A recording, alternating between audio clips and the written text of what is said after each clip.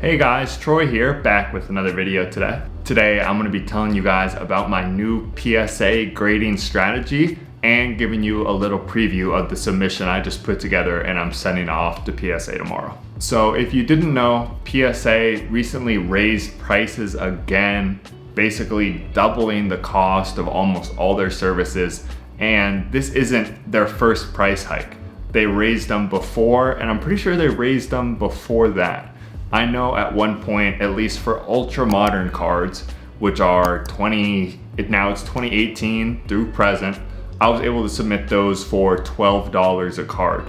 And I believe at one point there were even people sending them in for $8 a card. I think that was like over a year ago, but it's just crazy how things have changed. And even more importantly than that, I think I could honestly deal with that price increase if the cards came back in a respectable amount of time. I have cards on a 20-day service from August that are still at PSA, still in the grading stage.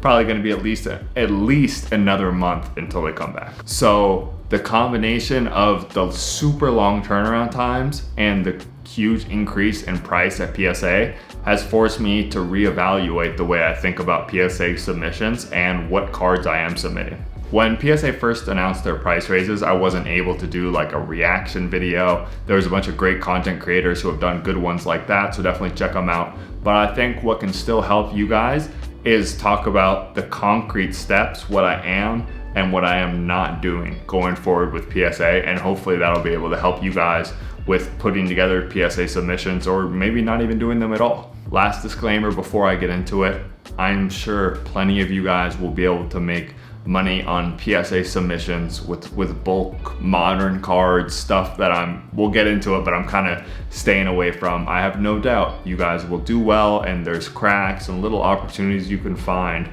And I've talked about it on the channel before. A big part of my collection can be attributed to getting lucky on buying Tyler Hero cards raw before the bubble, getting them graded and selling them during the hype. So there's a ton of opportunity with modern still, don't get me wrong.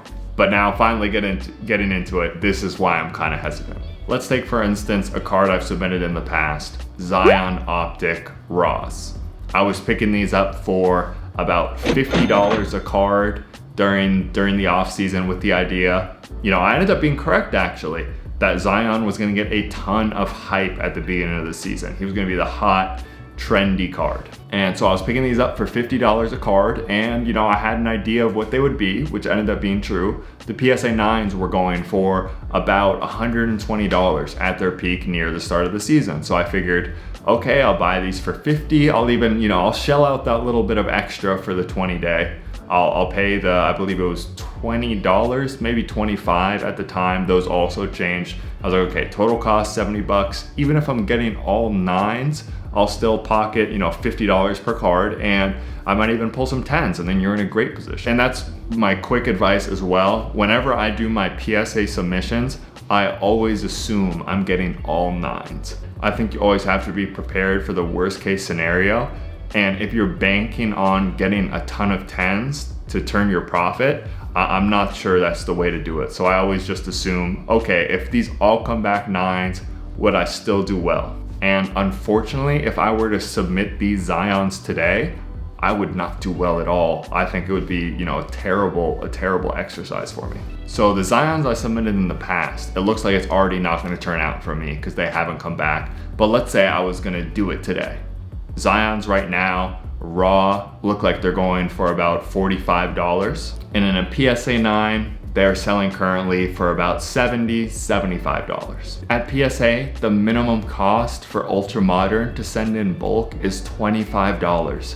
So if I'm buying them for $45, paying $25, that already gets my cost up to $70. Literally, I'd be waiting a year with eBay fees and shipping and everything.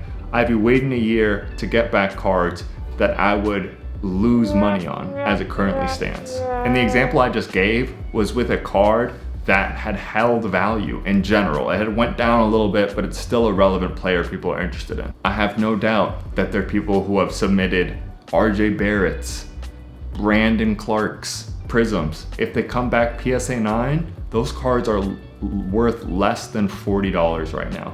So there are people who have cards that they even submitted, at the $16 service level, which used to be available, and they're gonna come out in the red after fees and shipping and everything on those cards after waiting a whole year. That's crazy. That's not something I'm interested in. And I'm sure you can be creative. I'm sure there's some sort of statistic you can show me of, oh, I bought a Donruss Orange Laser, and even in a PSA 9, I'm gonna end up making money. There are situations where you can still do well, and I'm about to show that with my submission preview in about a second here, but I guess what I'm saying is, I think the days of submitting base in bulk, base prism, base optic, base Donruss, stuff you could kind of churn and make good money on for a while at $25 a card with almost a 1 year turnaround time, I think it's done for me. So I don't see myself submitting many low dollar cards anytime soon.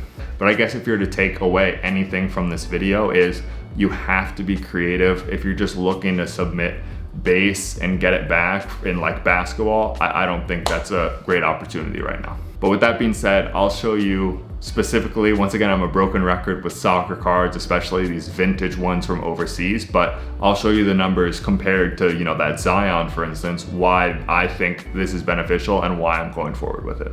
So the first card you'll see in this submission that I'm submitting is Phil Foden Optic. I picked up a lot of 3 of these for $60 just a couple months back. I understand that deal probably isn't out there anymore. They've gone up a ton, but there will always be a next one, right? So you'll be able to find the next kind of opportunity like that. And at the $20 service level, I'm actually gonna send one of them on regular service for $95. That brings me to $115 total cost. Even in a PSA 9, I believe these are doing over $200 right now. And in a PSA 10, they're doing as high as $800. So once again, for me, I predict for that 9, the math works out. So this is one of the few kind of modern cards where I'm gonna go ahead and with the regular service, I hope to get it back in a somewhat reasonable time frame. Next one, Xavi Mundachromo rookie. Paid about $100 for this. Gonna send it on, I believe actually the Express service level. Half of them on Express, half of them on regular. So $100, then you tack on $175, $275. Even in a PSA 8, these are doing over $700. So once again, preparing for the more realistic kind of, I'm not gonna say worst case scenario because it could do worse than an 8, but kind of that lower bar. Even if I get that lower bar, this is something I'm willing to tie up my money for. And with Express, hopefully it shouldn't be that long. This is another one that I think it's a good opportunity. Next one with the Xavi, a very similar story. Picked up for $100, gonna send some of them on Express, $175. Even in a PSA 8, these are just about touching $800. So I feel, once again, a great opportunity, and I'm willing to tie up that capital and wait for them to get back from PSA because I feel like in this particular instance, it's worth it. Next up, Sergio Ramos. Once again, a similar story. I don't think 1 in the 8 has sold recently for this, but I bought it for $50. I think I'm sending this one regular, not Express, so $95, $145. In a PSA 9, this most recently sold for $1,500. So a ton of opportunity to be had here, as I'm showing with all these particularly vintage soccer cards. Raul, this is probably the best one out of the whole bunch. This one in a PSA 8, most recently sold for over $1,500. I picked this one up for, I believe, about 75 bucks. I'm gonna send it Express, 175, bringing my total cost to $250. A great opportunity once again. And last but not least, Erling Haaland, Topps Finest Purple Refractor. Picked this one up just a couple weeks ago for around $1,000. Most recently sold in a PSA 9, just a shade under $3,000. So if I get a PSA 10, which is possible, knock on wood, but obviously more likely a 9, if I hit a 10, I'm in a great position. But even in a 9, once again, seems like it's gonna be a profitable adventure, we'll call it, for me. So what's the point of this video though? Is it telling you like, hey, rush out and buy Raul and Xavi and Haaland rookies? No, it's not. because especially with, for instance, the Fodens, I think that opportunity is kind of gone. I think you still can find, for instance, the Raouls. I saw a lot sell just last night. I think it was literally 10 of them for like $400. So those opportunities are still out there. But I guess the point would be to illustrate right now, I think to have success at PSA, you really have to be creative. And going the base route, especially with these newer rookies that are just coming out. So if you're looking to grade Optic football or this new Prism basketball that's coming out, I really do not think that's the way to do it. And I think there might even be a scenario where, as I kind of illustrated, you're tying up your money for a whole year, and when it comes back, it actually overall turns out to be a net negative for you. So that's it. That's the video. I kind of just wanted to illustrate what I'm submitting, how I'm thinking about certain things, and why I think I'm going to be staying away from submitting just base and even, you know, a lot of parallels of some of this newer stuff that's coming out. Once again, I'm by no means a PSA grading expert, but I think the point of this channel is for me to kind of just share what I'm thinking, the stuff I've learned. Then you can take it for what it's worth and then make your own opinions, make your own decisions. That's all I'm looking to do here. But thank you guys so much for watching. If you did enjoy, make sure to like and subscribe, and we're gonna keep the videos coming. Thanks again.